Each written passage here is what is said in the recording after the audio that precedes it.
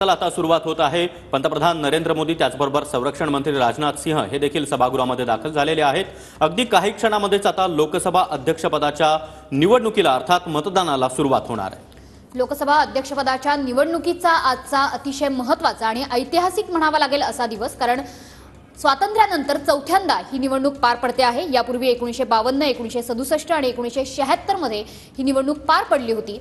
मात्र आजचा दिवस अतिशय महत्त्वाचा ठरेल, कारण आज ओम बिर्ला आणि के सुरेश यांच्यामध्ये ही थेट लढत असणार आहे। लोकसभा अध्यक्ष निवडीसाठी थोड्याच वेळात मतदानाला सुरुवात होणार आहे।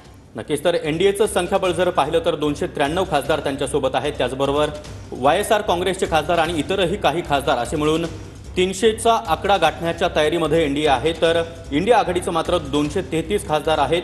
वायनाडमधून राहुल गांधी यांनी राजीनामा दिलेला आहे, तर 7 खासदारांचा शपथविधी अजूनही बाकी आहे। त्यामुळे ही संख्या खाली आल्याचं सध्या पाहायला मिळतं। दरम्यान या खासदारांना शपथ दिली जाते का हे देखील पाहणं महत्त्वाचं असणार आहे। मात्र आता संसदेमध्ये लोकसभेच्या कामकाजाला सुरुवात झालेली आहे। पंतप्रधान मोदी, संरक्षण मंत्री आणि इतरही प्रमुख नेते उपस्थित आहेत।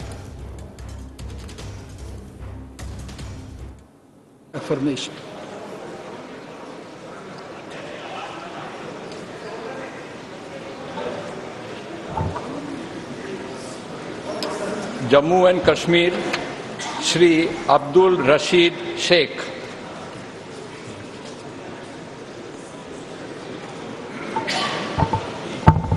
केरला श्री शशि थरूर,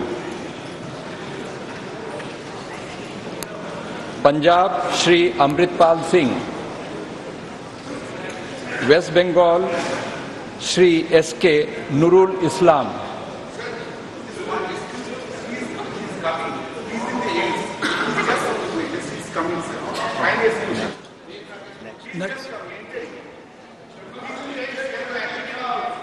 नेक्स्ट श्री अधिकारी दीपक देव,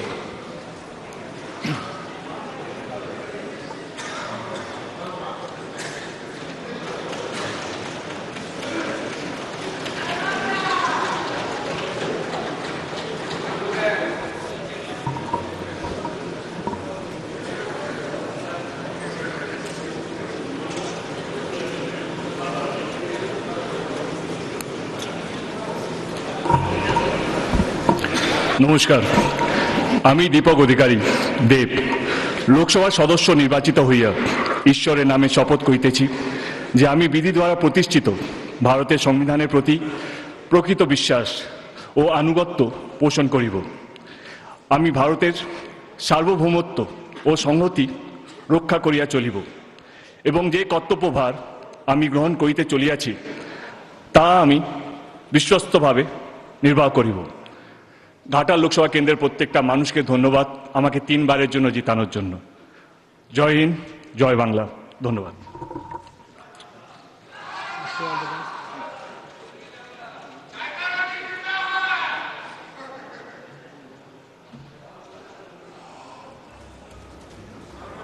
तर 7 खासदार शपथ घेण्यापासून बाकी आहेत। त्यांचा शपथविधी सुरुवातीला होतो आणि त्यानंतर लोकसभा अध्यक्षपदासाठी मतदान होणार आहे। श्री शत्रुघ्न प्रसाद सिन्हा,